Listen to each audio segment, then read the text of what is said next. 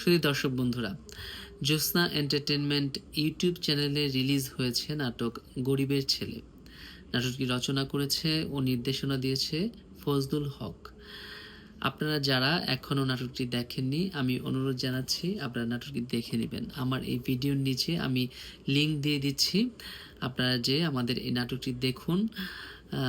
আপনার মূল্যবান মন্তব্য আমাদেরকে জানান, নাটকটি কেমন লাগলো।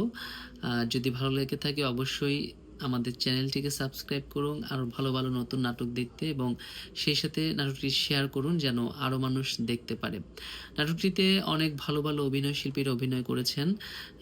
রকি ভাই আছে, তারপর রিমো আপা আছে, কাঞ্চন ভাই আছেন, এবং সাথে দুটো ছোট ছোট শিশু শিল্পীও আছে।